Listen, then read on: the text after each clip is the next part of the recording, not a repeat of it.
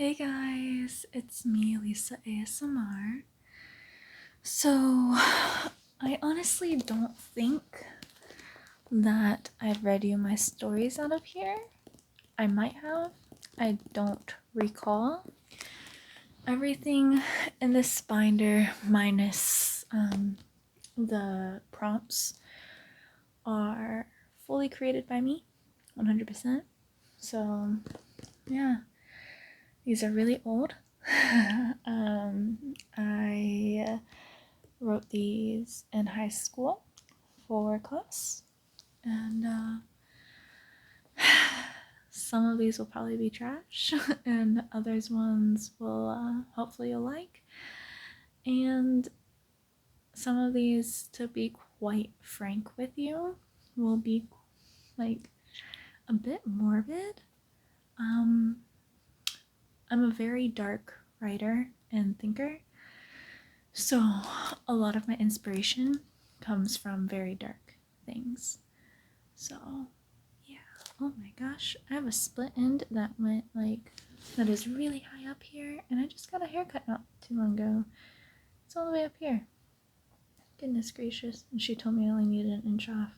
She's a nice lady though. She did it really quick, and I had to do it before my parents came, so I appreciate it.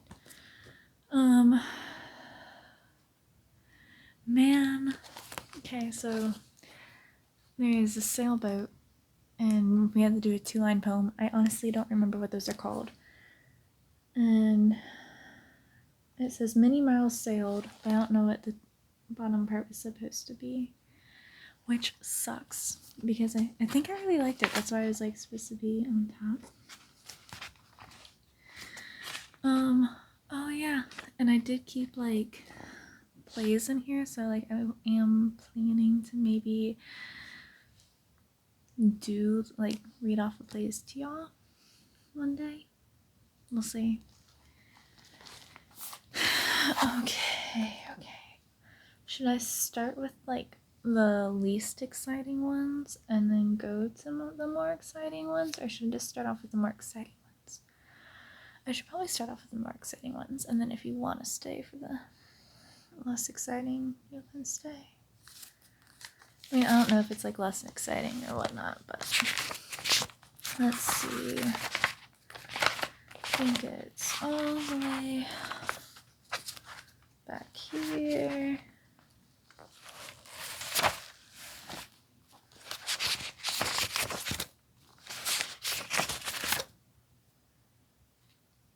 Oh, yes.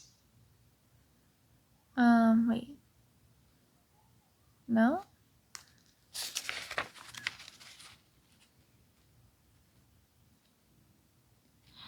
Oh. Yeah, I'm not sure if I'm gonna read that one to y'all because it is sick-minded, to be quite frank.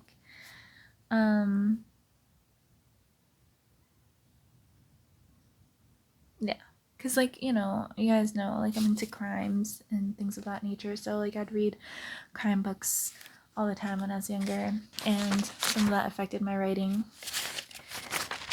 But we shall see. Oh, okay, this one, I actually like this one. I hope you guys like it too. This one isn't morbid. This one I just think is creative.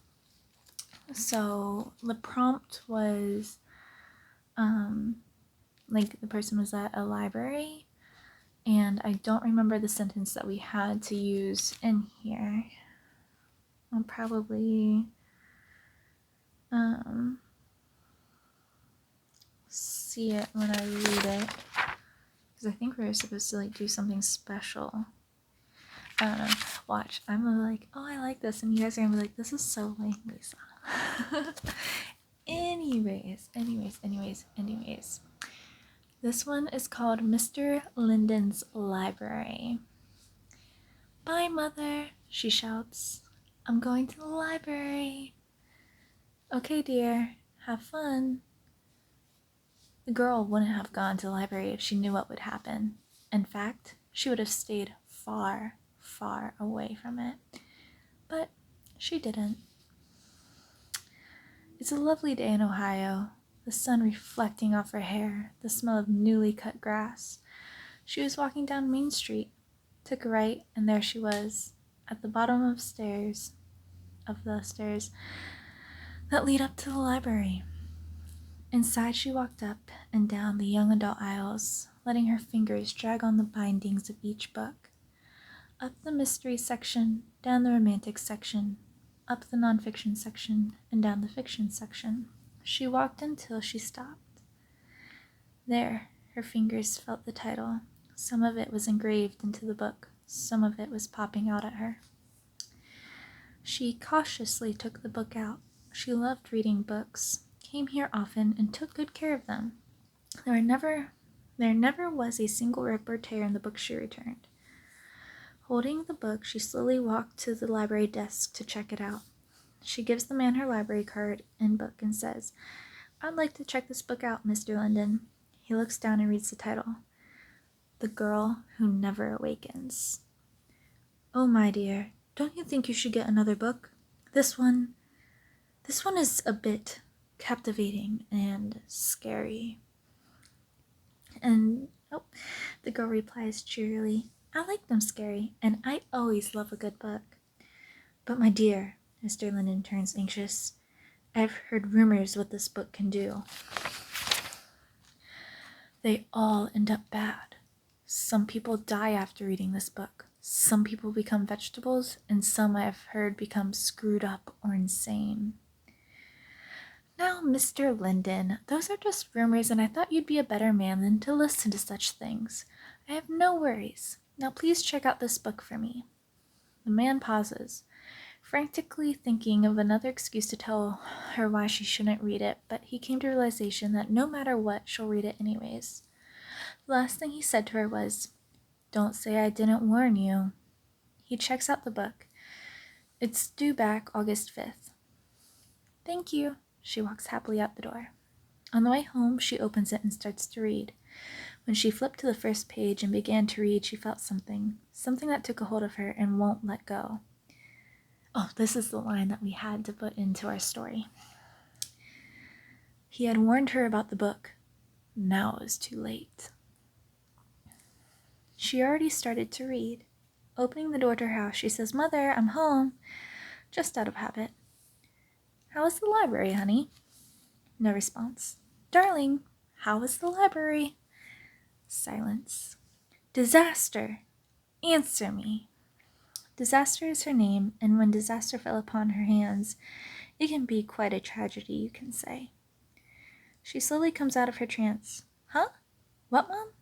"Oh, yeah, the library. It was good. I found a great book, but Mr. Linden was acting strange. I'm gonna go to my room and read my book." "What about dinner?" "I'm not hungry, Mom."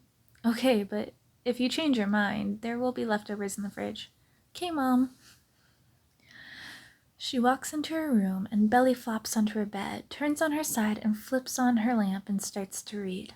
She is reading about the girl's dreams, and a sudden sense of lethargy overwhelms her.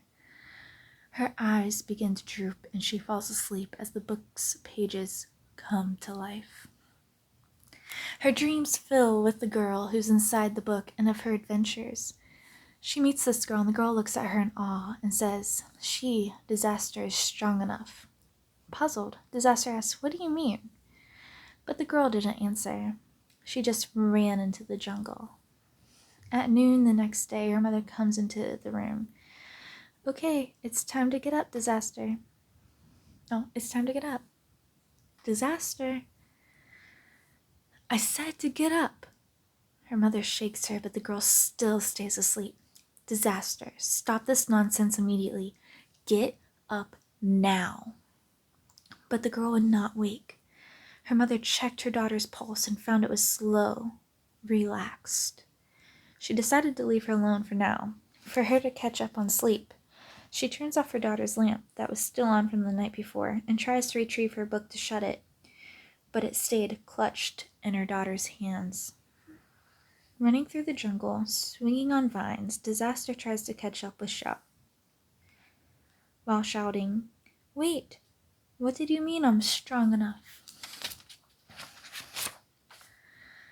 Just Follow me, came the girl's fading voice.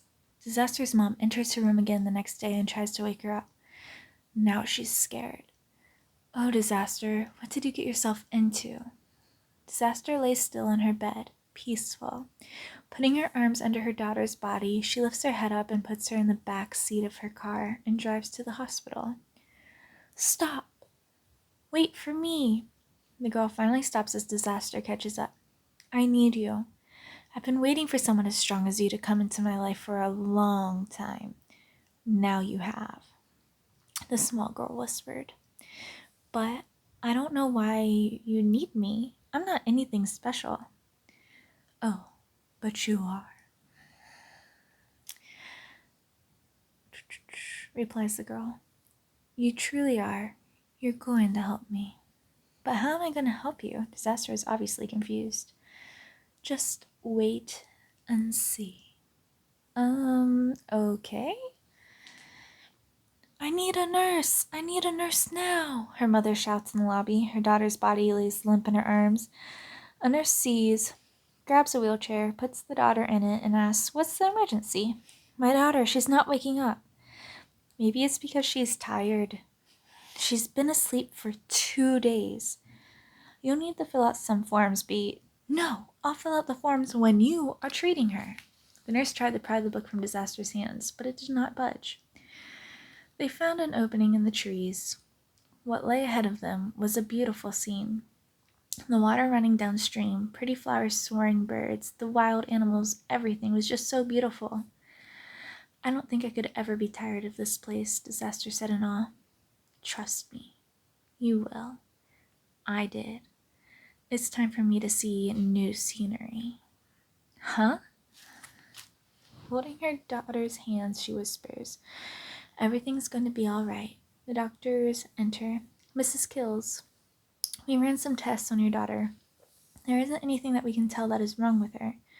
She was negative on drugs and alcohol and everything else that could make her in a coma-like state.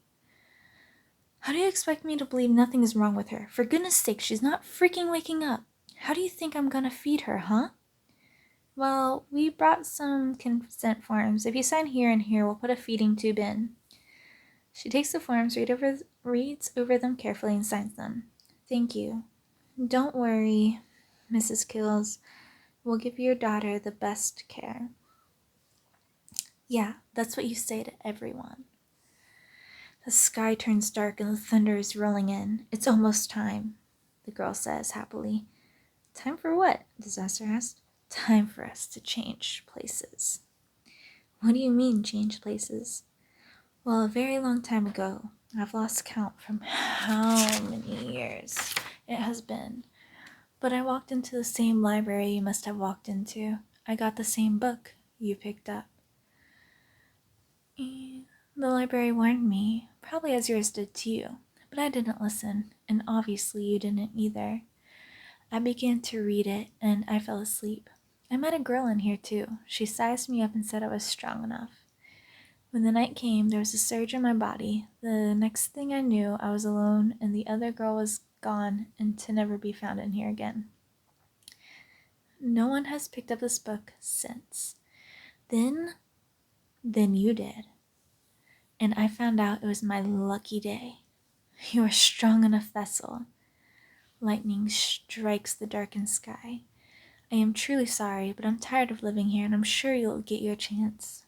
The other thing about this place is that you don't age. You expect me to let you just take over my life? Screamed Disaster. You're my only chance, and I don't expect you to be happy about it. I'm sorry. Goodbye, the girl whispered as she disappeared with a clap of thunder and lightning. What? No! But it was too late. Gasping for breath, shooting up to a sitting position, the book falls to the floor, releasing her. Oh my goodness, Disaster, you're okay. I was so scared. Her supposed mother embraces her and begins to cry. Let's get out of here. Okay, Mom. The girl agrees. Disaster lays on the grass, confused, trying to think of a way out. She then knew she'd have to wait for the next victim to walk these beaten paths once they began to read The Girl Who Never Awakens. The end. That one could obviously be amped up for a bigger book and everything, but I think we try to keep it between 3 and 5 pages, so it's not too long in class because we'd have to read it out to everybody. I hope you liked it. Give me one moment. I'm really parched, so I'll pause you. Okay, so this one is. So I realized the title matches the title of the prompt that we got. This one is titled Captain Tori, and if I remember correctly, the picture was of a ship, and it was foggy and night out with a a light on. I can't remember, street light. Today was the worst day of my life. Daddy told me he doesn't want me anymore. I'm too much to handle for him. He had a lit cigarette hanging loosely from his lips while he held onto a brochure. He said to me, "I'm sorry, son, but you can't live here anymore. I just can't take care of you. You're too stubborn and wild." My eyes filled with tears. I ran up to him. Daddy, please, don't leave me. I promise I'll be good. I promise. Please, boy, you'll have fun at this place. You'll live on a ship like pirates. But Daddy, you know I hate pirates. I'm so scared of them. I couldn't hold it in anymore. My chin started to quiver and the tears raced down my cheeks. Please, Daddy, don't hand me over to the pirates. I was kidding about the pirates. The ship you're going on doesn't have any pirates. It has a ton of little boys on there just like you, waiting to be their friend. He went behind our beat-up couch and grabbed my suitcase that's blue and has Snoopy all over it. Come along. I reluctantly went to him, took my suitcase, and grabbed his hand. When we were about to get into his 96 Volvo, I could barely run anymore. I looked back. This was going to be the last time I looked at our old, broken-down white house that had a fenced-in backyard. I began to cry. Now I'm at the dock with the captain of the ship. He swung his lantern 3 times, and slowly the schooner appeared through the fog. Okay, so this part was the sentence I had to put in. He swung his lantern 3 times, and slowly the schooner appeared through the fog. The captain hasn't said anything to me. He's a tall man with a wispy beard and a tan trench coat with a matching hat. His eyes were mysterious and unreadable. Stood strong and grasped onto my arm roughly. I don't much care for this man, and I don't much care for this night. It's dark and gloomy. Fog filled the air so that you could barely see the lights in a building in the distance. There wasn't a moon tonight, nor was there stars. The air was cool against my face. Okay, son, it's time to aboard. But I don't want to, Captain. I want to go home. What's your name, my boy? Davy Jones. Sounds like a name that should be on the sea to me. It doesn't to me, so take me home, please. I'm sorry. I can't do that. Your dad already paid. Come along. I hesitate, but it doesn't matter. He starts to drag me towards the ship, so I begin to walk. I could make it hard or easy, but I decided to go with easy because what would happen to me if they got fed up with me like Daddy did? They'd probably throw me off the boat. So I behave as well as I can. It's been a month since my dad put me on this ship. All the boys that would be my so-called friends are losers. Everyone but me is a sickly white color, kind of like flour. They all move about slowly like they are dragging 100-pound weights around their feet. I'm glad I don't look like them. The ship is an old one. Its sails that used to be white are now brownish color with rips and tears. It sails smoothly over the Atlantic Ocean. Its wooden boards creak with every step you take, and all the portraits of past captains look like they are following you with their eyes. Walking up the steps, I go look for the captain. Though he can scare me, he can be great company. Hello, Bert. May I please speak with the captain? I'm sorry, Davy, but the captain is busy right now. Oh, that's okay. Bert is old and missing some teeth, but he tells great stories. Like this one time, he told me how he was engaged to this beautiful young lady back in the day, and the night before their wedding, he found her hanging from a rod in her wedding dress, dead. He believes she still roams the ship. I would later find that everyone who got on the ship never got off unless you were a captain. I'm 40 now. Bert has been dead for several years, and I took his place. Now I'm a man who looks a lot older than I am because my skin has turned a sickly white, and I even lost a few teeth too. Though I resent my dad for putting me on the ship has grown on me, and I would later die at sea at the ripe age of 100. The end. That was my, not best work. This one, if I remember correctly, I do like this one.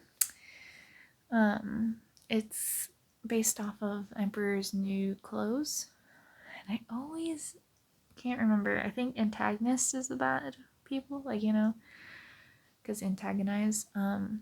So we were supposed to take a fairy tale story and write it in the point of view of the antagonist. So I chose Emperor's New Clothes. Okay, so here we go.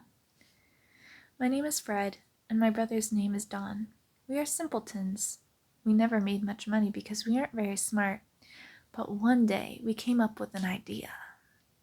It was so brilliant if we could go through with it without being caught. Now I must tell our innocent story before we are put to death. One dark and dreary afternoon, my brother Don was sitting on the cracked wood floor of our house because we don't have enough money to buy furniture or fix the house. We need to do something about our situation, Don. I don't know how much longer I can eat bugs and people's scraps that are thrown away.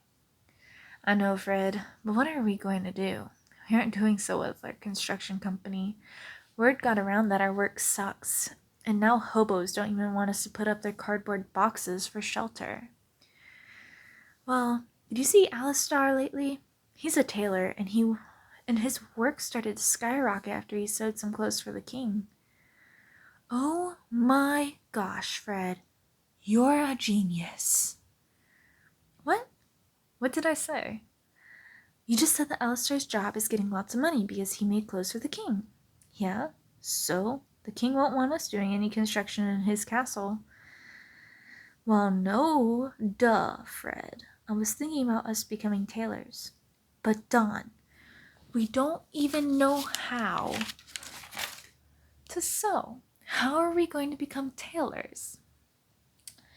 Well, I'm not quite sure. We don't have enough money to buy a sewing machine, let alone fabric. But maybe if we used invisible fabric. We whispered in unison. That's it, Fred.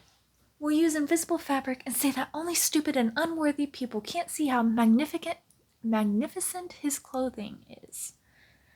Oh, my lord. Don? You are so clever, brother.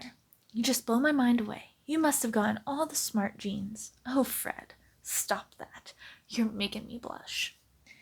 We began to giggle uncontrollably. The next day we started to unravel our plan. We went to town and into the market and bought the fanciest stand that we could afford so we could set the imaginary clothes on it, and off we went to the castle. On our journey to the castle, we walked on the famous yellow brick road and passed many trees that were in full bloom with twisted trunks. The day was beautiful and bright. It seemed like a good omen to us. I hope the king doesn't find out we're tricking him, worried Don. He won't. I heard he is very gullible. Good, Don sighed with relief. We walked on for a bit until we came to the castle's gates. Who sets foot on royal grounds? This guy must have been a guard for the royal family. He looks at us questioningly. We have come to show the king some new clothes, I said. Oh, you must be the tailor the king has been talking about.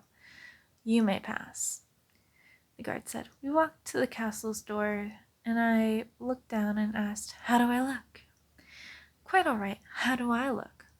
Don did a little twirl. Oh, you look quite fanciful, I said. Then I knocked.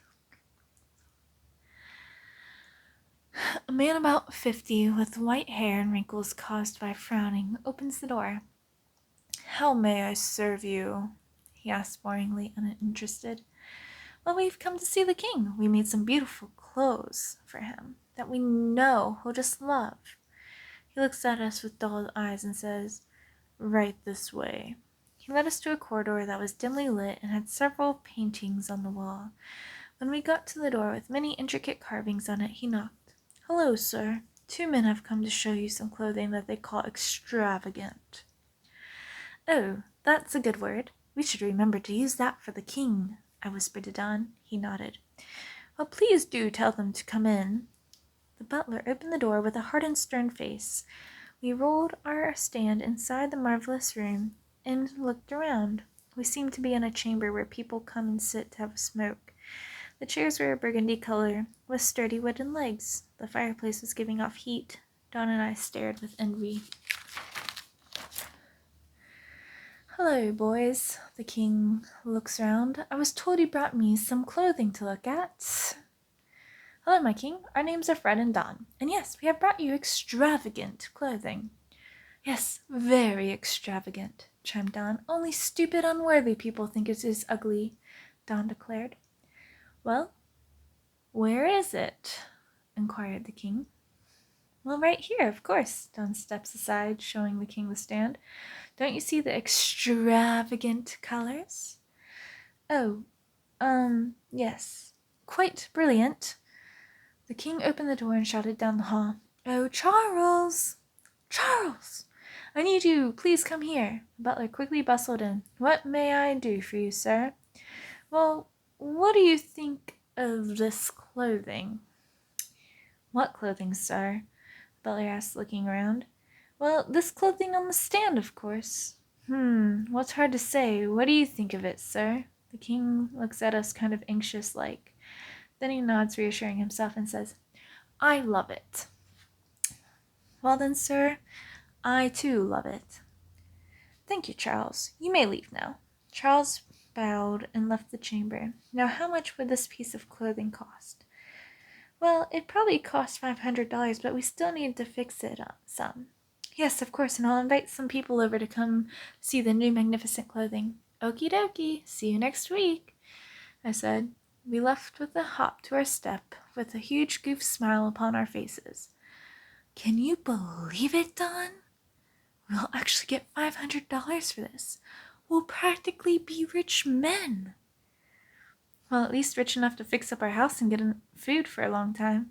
Don't ruin my fantasy, Don. Such a pessimist you are. That's a lot of money. I know, he replied. The next week, Don and I got a letter from the king. It pretty much told us to come the next day at 1 o'clock in the afternoon and to bring the clothes. So we gathered our things and the next day and put on our best outfits that only had a tear in the armpits and some stains on the pants that weren't really noticeable. We walked the same way we did the last time and got to the castle at 1 o'clock sharp. The guard let us pass and Charles opened the door and led us to the same chamber as last time. When we walked in, rolling our stand to the front of the room, we saw a lot of people we never noticed before. Excuse me, boys, but I wanted to get some of my friends' opinions of these clothes before I wear it for the parade next week, the king said to Don, and I exchanged nervous glances. That's fine with us. Only the smart, worthy people like this clothing, I said. Don nodded in agreement. The men stared at the first in confusion, then saw us and the king watching them carefully. They quickly disguised their confusion with "oh" and "ah." One man even went as far as saying, "That is the most beautiful clothing I've ever seen. Do you think you can make me one like that?" The other men nodded in agreement. "Of course we can make you one," I say. The king asked us if he could buy the clothing now. We told him if he could have them, he could if he had the money ready. He did, and we gladly gave him his clothes. and quickly walked out, silently snickering. The truth is, we aren't the bad guys here. We really needed the money. Bad. So we just thought up an idea to fix that. The true bad guys are his friends and Charles. I mean, if they truly cared about the king, their friend, they would have told him they didn't see anything. But no, they were too afraid to tell the truth because they didn't want to be known as stupid or unworthy. So they are the ones to blame and not us. Of course, the king didn't see it that way when a little child saw him walking in the parade and asked his mom why the king wasn't wearing any clothes. He ruined everything. Now Don and I are in the castle's jail waiting to be executed. But man, you should have seen his face when everyone started to snicker.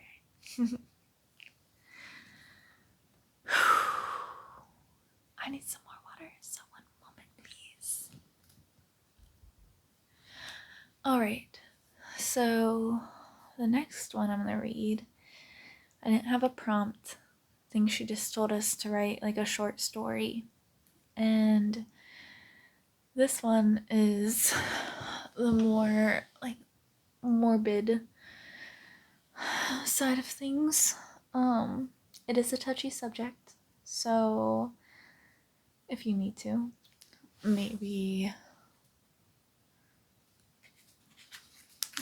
there's another.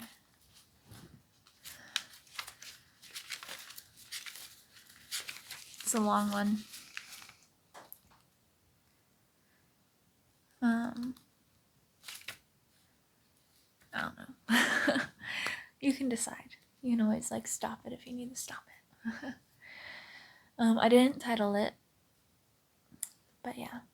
Anyways, my name is Donnie Keels. I'm famous now. Well, I guess you could say notorious. Everyone pretty much hates me. Well, at least more than they did before, if that's even possible. I have what people call a pepperoni face. You all know what that is. Pimples covering your face everywhere. I have huge wire frame glasses like they had back in the old days, screaming, dork, nerd, geek. And if that isn't bad enough, I have braces. With headgear. I have orange hair and tons of freckles, and in my junior year, I had no friends, and have no friends, and wear tidy whities. I'm here to tell you my story, what I did, why I did it, and how I thought it through. People think I'm a terrible person, but they don't know what I've been through. So now I'll let them know what torture I was put through. Maybe they'll feel sympathy for the so-called monster, aka me. Or at least relate to me. It all started when I was born. I was butt ugly. I started school and no one talked to me. They just made fun of me. That was when the boys thought the girls had cooties and the girls had secret crushes on the boys. By the time I was in 5th grade, I had a crush on Julie. She was, and still is, beautiful. Her wavy auburn hair falls halfway down her back, her smile bright, straight, and beautiful like everything else about her. But she was way out of my league. The only girls I could get are dogs. Well, that's what my classmates say, to me at least. They'd say, look at that tard. He practices kissing on his dog. That's the only female that will ever love him. Everyone would snicker at that. They called me so many different names. To name a few classics, they would call me Four Eyes, Railroad Tracks, Metal Mouth, Carrot Top, and Chicken Legs. They loved to grab my glasses and throw them on the ground, or snapping my geeky suspenders. By 8th grade, I had 5 swirlies and 3 black eyes. But something happened in 8th grade. Something so amazing, shocking, and awe-inspiring happened. I was in the lunchroom and sat down with my brown sack and got out my lunch. My egg sandwich that had mayo, ketchup, and pickles on it. I always got a pink stash when I bit into it. I was eating. I felt someone staring down at me. I thought, oh great. But when I looked up, I knew I was safe. It was Julie. Hi Donnie. Can I sit with you? Are you joking? I asked her seriously. She looked confused, so I added, of course you can. She smiled her brilliant smile and sat down in front of me. People people stared and started to whisper, but she didn't care. Donnie, you have something on your upper lip. Oh my gosh. I forgot to wipe off my mouth. I quickly turn away and wipe it off. So, why doesn't anyone sit with you? That's a stupid question to ask. I don't have any friends, duh. But what I said was, I'm too shy to sit with anyone. Nonsense, she said. Tomorrow, come sit with me and my friends. We'd enjoy your company. Are you sure? I asked her. Positive. And with that, she got up and left. I watched her glide away like she was floating on air. I think I was having an asthma attack. Mind you, I don't have asthma, thank God. I didn't need one more thing to be more like a nerd. The next day at lunch, I sat down with Julie and her friends. I knew it was a big mistake, but I couldn't let Julie down. Right when I put my lunch bag on the table, the girls on the same side scooted as far away from me as they could, and the others said, "What are you doing here, Dribbles?" They made fun of me because it was hard to keep my spit inside my mouth. I salivated a lot. Julie said I could sit with you guys today. Well, we didn't invite you. I stayed put. Their expressions looked shocked as they exchanged looks, but they didn't say, oh, anything. That doesn't fit. Sorry, I forgot to cross that out when I wrote this. That was the last time I sat with Julie and her friends. I knew I didn't belong. When Julie came, they whispered to her, "Why did you let that loser come? He's so ugly. Look at his face." Come on, guys. He doesn't have friends. Be nice. He's awkward. I hate him. He's not one of us. Julie gave me a pleading smile. When I was a junior and I still didn't have any friends, no one cared. No one tried. Julie and I would still say hi when we passed each other in the halls, but that was about it. Move it, scumbag. A jock rammed himself into me, making me drop my books. As he walked away, I glared at him, adding him onto my list.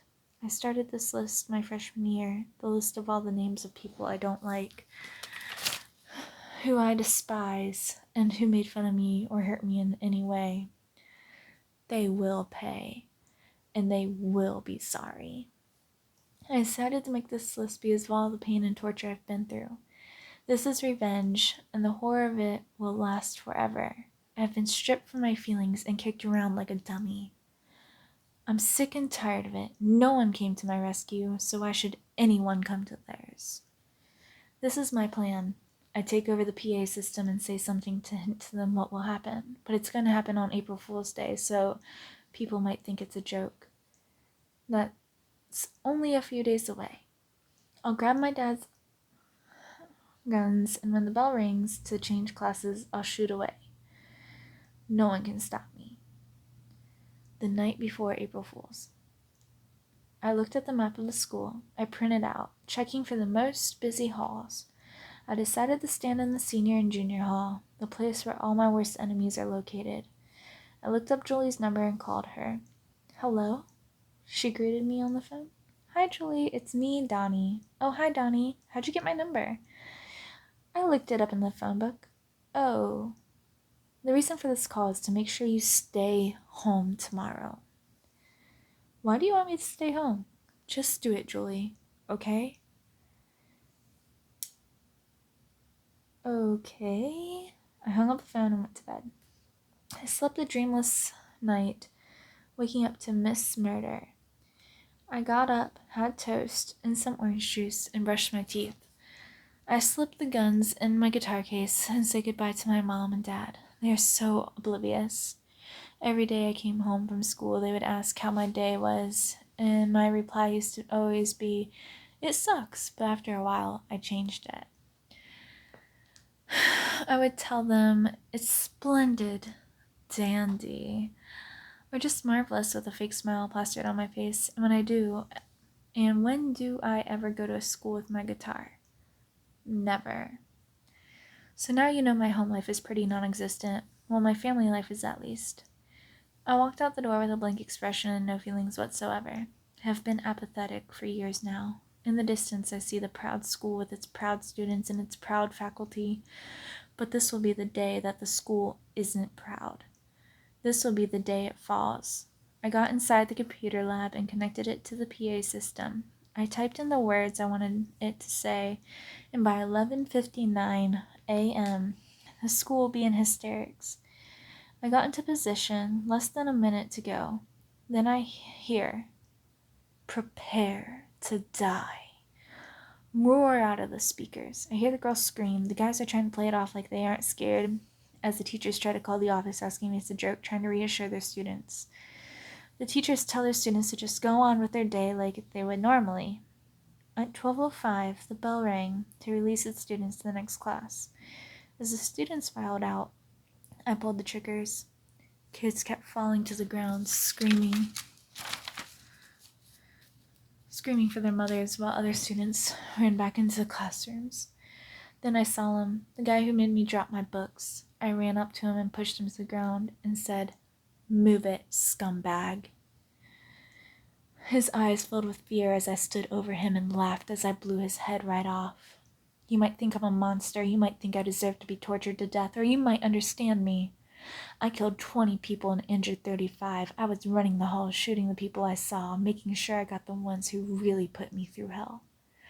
At 12:20 p.m., I heard the sirens. I threw my head back and laughed. They think they can take back the damage? I scoffed. They can't, and never will. I'm invincible. I ran out the doors, stood with my legs spread, my arms raised with the guns pointed to the air, and shot. The police cars skidded into the parking lot with ambulances close behind them. They took out their megaphone and said, "Put your weapons down." I did. "Turn around, sit down, and put your hands on the back of your head." I did what they told me because I didn't care. I took care of business. I made justice. They came up to me and cuffed me. They told me my Miranda rights and shoved me into the back of the police car. When we got to jail, they asked me my name, age, address, and phone number. I told them. When they wanted me to walk somewhere, they would push me. They were furious with me. They were struck with disbelief. They asked each other, how can this kid have no remorse? No one knew the answer. Sometimes they guessed I was a freak, psycho, a sociopath, or insane, but no one was right. I'm a person just like them. At least that's how I started out to be.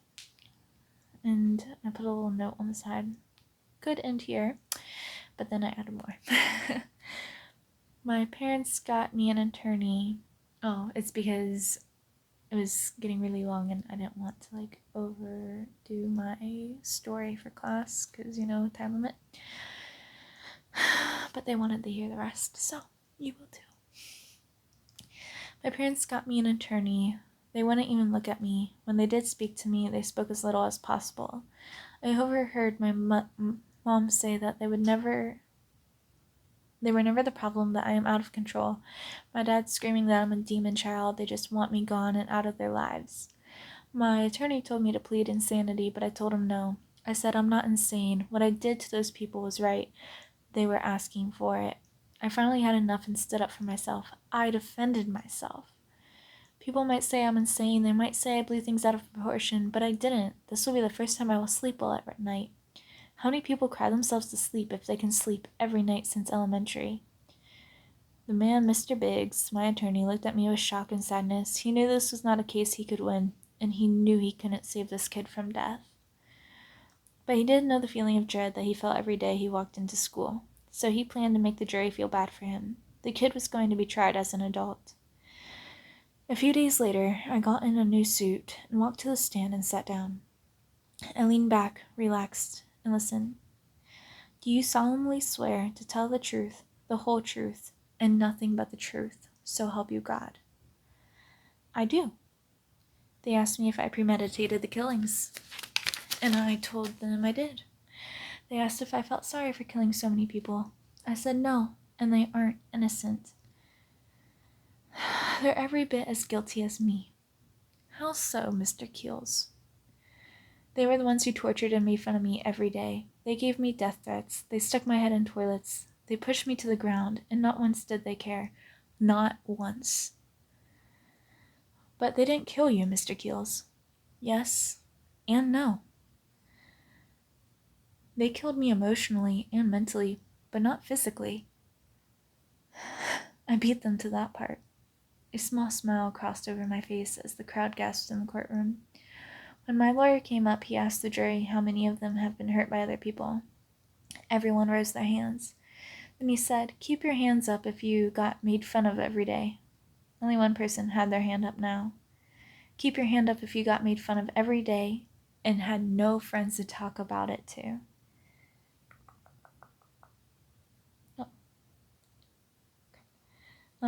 About your anger. The person's hand went down. Don't you see? This boy had no one to turn to when people put him down every day. This boy hit rock bottom. People say you can't go further down than that, but this boy did. People buried him into the rocks, and no one came to save him. Objection, Your Honor. No one came to save the 20 people who are now dead. Overruled. It went on and on like this. It took 1 year to get through all the evidence, and when it was over and done with, the jury found me guilty of all charges. Now I'm laying on a cold slab, my arms and legs strapped down to the table. Through the window I see my parents with parents of dead children whom I killed watching. Kind of sad that my own parents want to watch their monster of a child die, but I guess I put them through a lot. They get tons of hate mail, and every once in a while, fan or encouragement mail. I look up one last time and smile at my audience as they insert the poison in my body. First, feeling my foot twitch, then my whole body going into convulsions. The end. It's probably my favorite story that I wrote, because I feel like it's, like, intense. Let's see. I don't remember what this one's about, but why not? The prompt was, all the postman left in the mailbox was a pencil and cellophane wrap.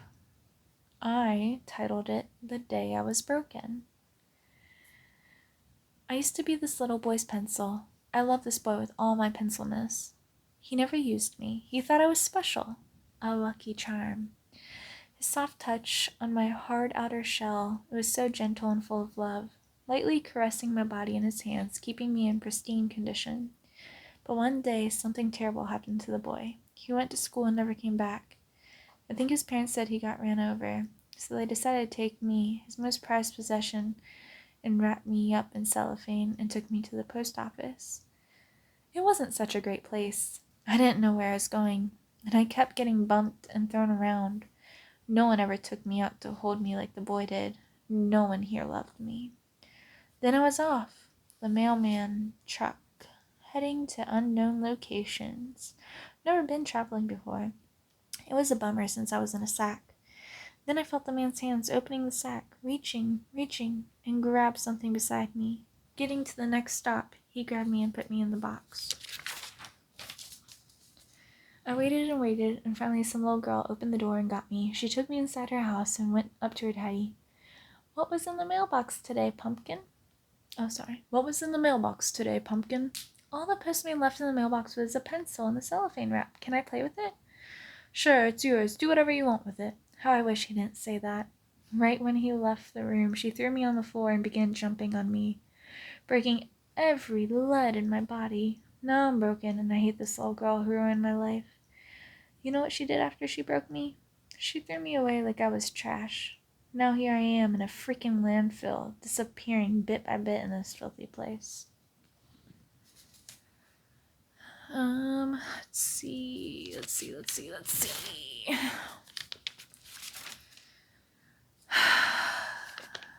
I think that was, basically it. Yep. I hope you all enjoyed that. That's like, 4 or 5 stories? Anyways, thanks so much for watching. Don't forget to subscribe and hit that notification bell. Much love. And take care. Bye.